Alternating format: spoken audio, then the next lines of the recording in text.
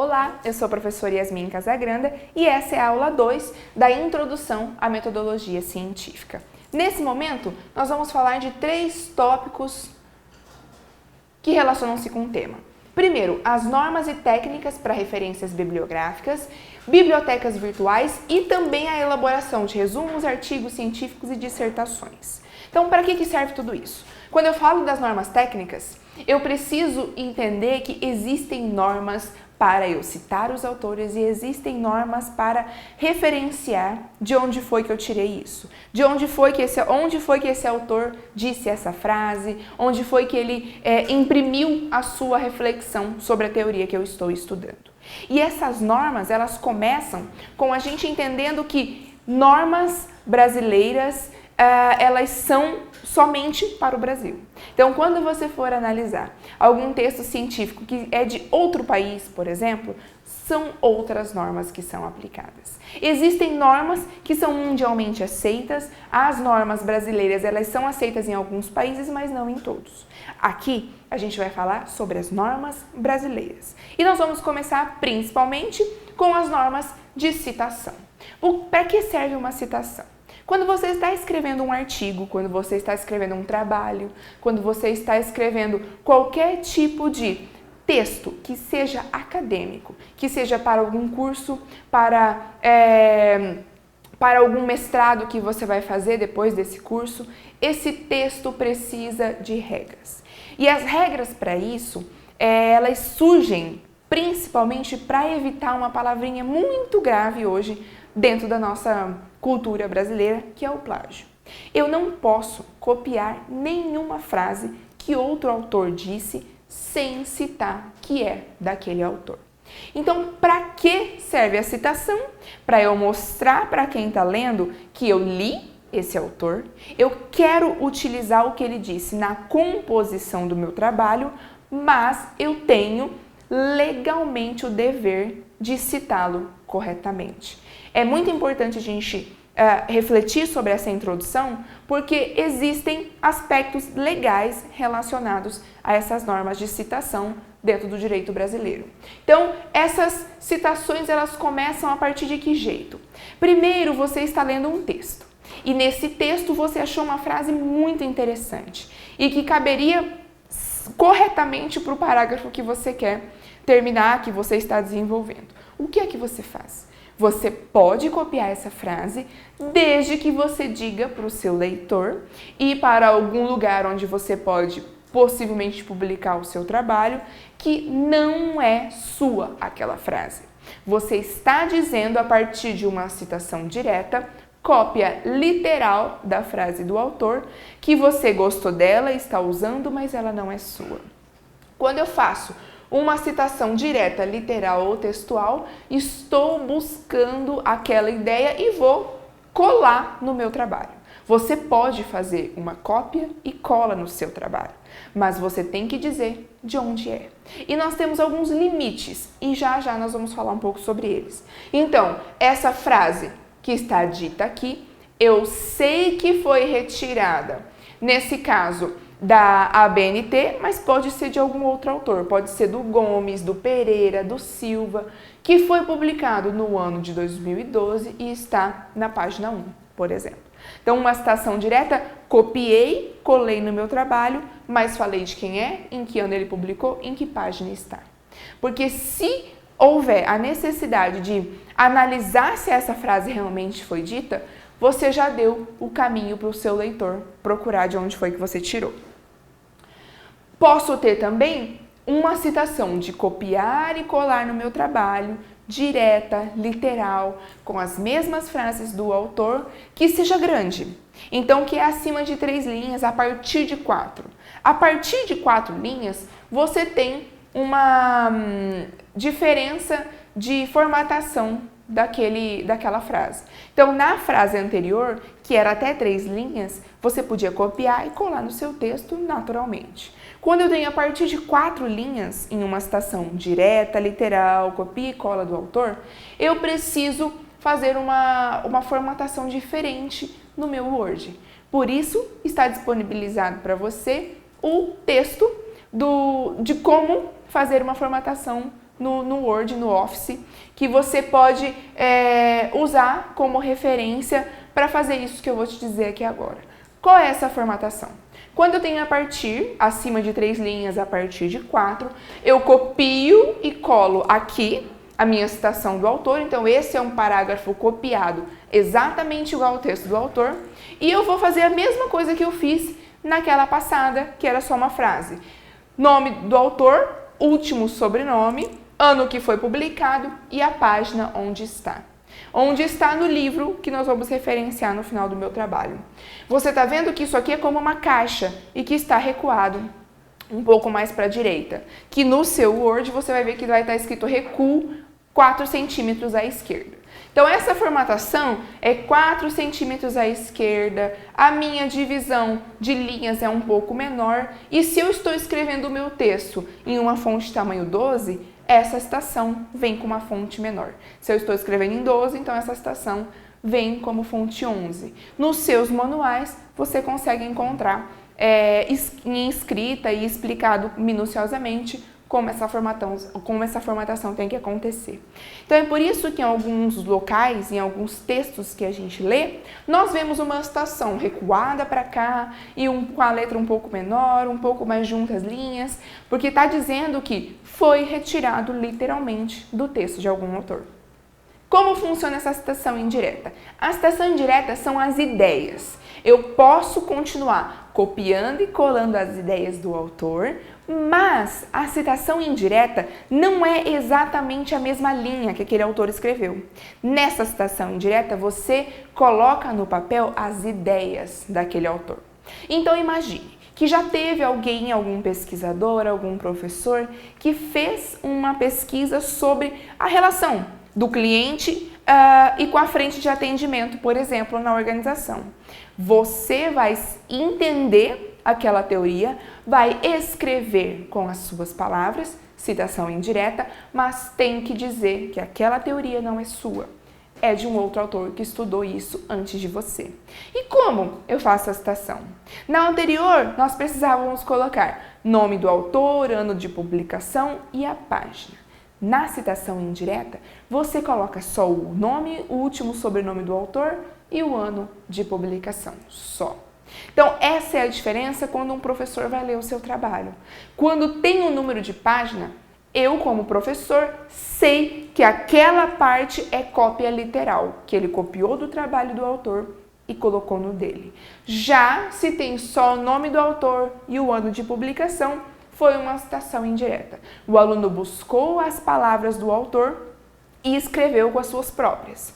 Então, a citação indireta, ela é muito preocupante porque é nela que acontecem a maior parte dos casos de plágio. Então, você pode dizer que um consumidor, por exemplo, ele necessita de um bom atendimento e que o consumidor tem necessidade de um bom ambiente dentro de um hotel. Então, ele quer ser atendido num ambiente confortável, mas será que outros autores já não conversaram sobre isso na ciência? Será que autores já não publicaram sobre isso? Então, antes de escrever uma frase, você precisa saber se alguém já pesquisou sobre isso, já chegou a alguma conclusão. Caso alguém já tenha chegado a alguma conclusão, você só pode escrever no seu trabalho com a citação. E aí você escolhe, quero fazer aquela cópia literal ou quero colocar nas minhas ideias. Qual é a preocupação disso? Colocar literalmente, copiar do trabalho dele e colocar no seu, é mais fácil. Você só vai copiar, colar, citar normalmente. Mas um trabalho não pode ser feito somente de citações diretas.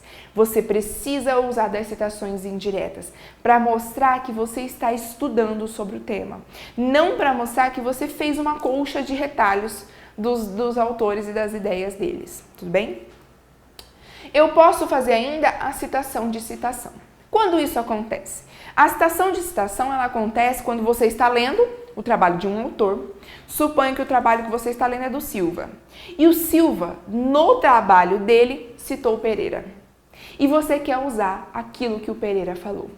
Nesse caso, é ideal que você busque O Pereira. Qual é o livro do Pereira? O que foi que ele estudou? Como foi que ele chegou àquela conclusão? Num caso extremo de você não achar o livro do Pereira para citar o Pereira, você vai citar que o Silva citou o Pereira e vai colocar no seu trabalho. Nas normas de citação, você cita que o Pereira foi citado pelo Silva. Então vai ser dessa maneira aqui. Quando você tem um APUD, ele é apresentado dessa maneira, tá? Então, e esse APUD ainda segue as regras de citação direta ou indireta. Se tem número de página, quer dizer que foi uma citação literal. Copiei e colei no meu trabalho. Se não tiver o número de página, eu sei que não foi uma citação literal, eu entendi as ideias e coloquei no meu trabalho. Então, veja, aqui está me dizendo que eu estou citando o Silva desse ano, citado por Abreu de 99. Qual livro eu li? Eu li o livro do Abreu que citou o Silva que foi citado pelo Abreu.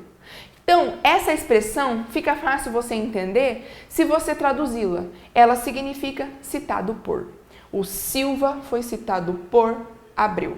E essa expressão, ela vem do latim, né? Então, grande parte da língua portuguesa veio do latim, então as regras utilizaram disso para colocar em prática na metodologia científica.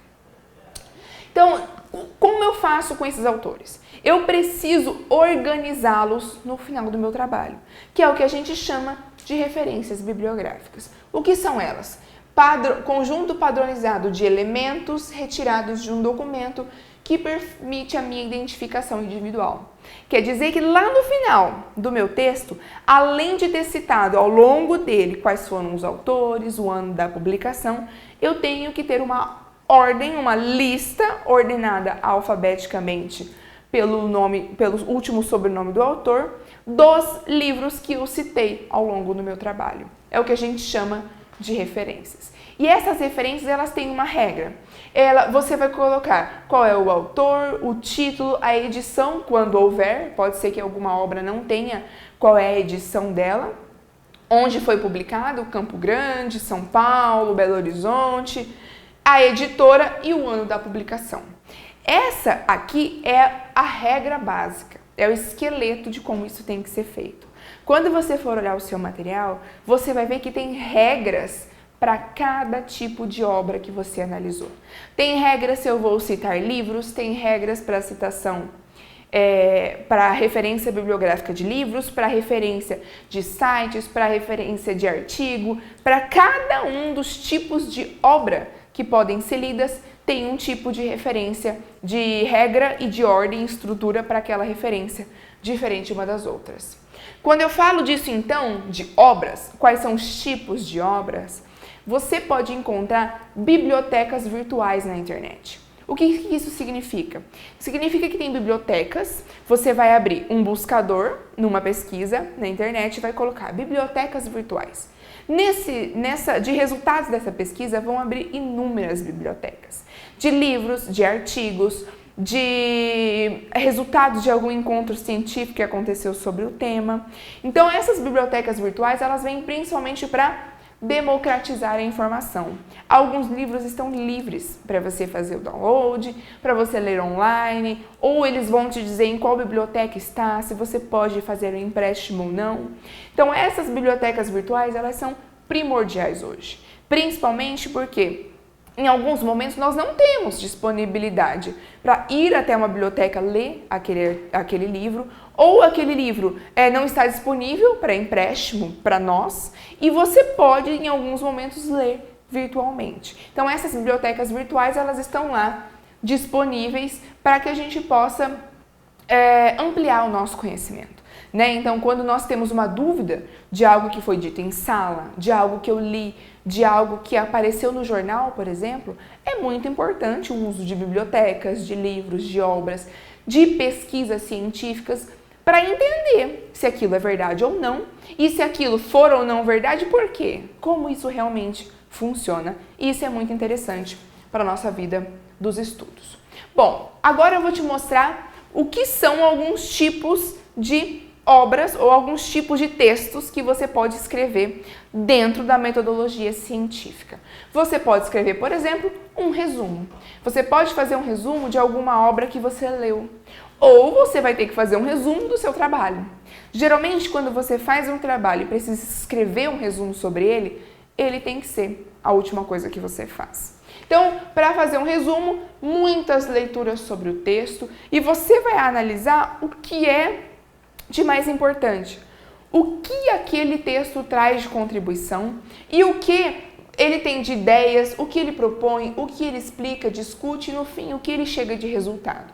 Então, um resumo, em poucas palavras, geralmente de 10 a 15 linhas digitadas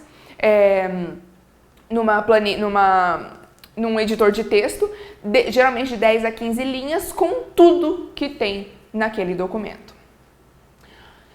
Um resumo pode ser ainda indicativo e descritivo, faz referência às partes mais importantes, então esse é um tipo de resumo, ou ele pode ser informativo e analítico, tipo de resumo que as informações são apresentadas e permite dispensar a leitura do texto. Então, aqui eu tenho as partes mais importantes, aqui eu tenho as informações principais.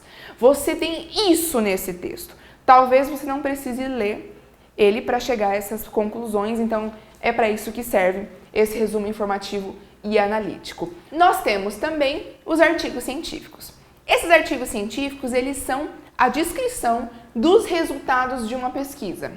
Então, essa pesquisa ela teve um fim, ela aconteceu por algum motivo.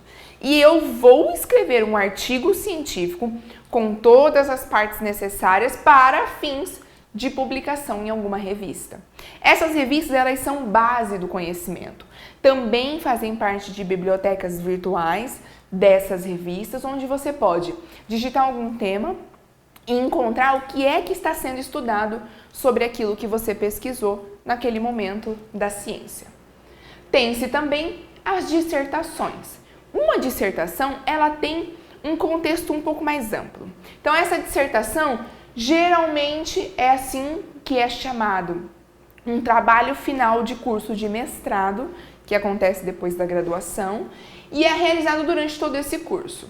Então, você também mostra os resultados de uma pesquisa, mas quando um artigo, em média, de 20 a 30 páginas, uma dissertação pode passar de 100, pode chegar a 200 páginas. Então, qual que é a ideia dessa dissertação? Você vai desenvolver um raciocínio lógico sobre o tema e tem que ter alguns itens importantes. Em alguns materiais, esses itens eles mudam de nome, mas eles têm a mesma finalidade. No seu material, são esses itens que estão relacionados. Então, eu tenho ainda uma introdução, qual foi toda a bibliografia que eu estudei, o que eu utilizei de materiais e métodos. Então, numa dissertação, você tem que aplicar uma teoria, tem que entender como ela funciona, usar a base teórica estudada e desenvolver isso e, de alguma maneira, mudar ou dar mais um passo naquele tema, encontrar alguma coisa nova. E nesse encontrar alguma coisa nova, a gente tem análise e interpretação dos dados. Depois disso vem a minha conclusão e vem as minhas referências. Você vai ver que as publicações científicas dentro desse método científico, eles têm mais ou menos a mesma estrutura. Dependendo da finalidade, ele muda um objetivo principal, por exemplo. Enquanto num artigo eu quero mostrar resumidamente o que eu fiz de uma pesquisa, numa dissertação eu quero descrever todos os métodos que eu utilizei para chegar até o fim daquela pesquisa. E a gente tem ainda, como ampliação de uma dissertação, uma tese. Tese é o trabalho final de um doutorado. Então, no doutorado, quando a dissertação tem como finalidade desenvolver uma teoria, achar algo novo, em uma tese de doutorado, que tem mais ou menos a mesma estrutura, você precisa criar algo novo. Por isso que ele tem um pouco mais de complexidade, um pouco mais de tempo de duração o curso, por exemplo. Então, todas essas ferramentas que você aprendeu, elas servem para te nortear o que é essa metodologia científica e como ela pode ser colocada em prática. No seu material, você tem essas informações todas detalhadas em forma de texto. Aplique essas teorias, aplique o que você aprendeu aqui agora, leia mais sobre isso, busque entender para que os seus trabalhos sejam cada vez melhores e para que você realmente possa aplicar a metodologia científica em um trabalho acadêmico. Nós ficamos por aqui nesse momento, nos vemos em um próximo encontro.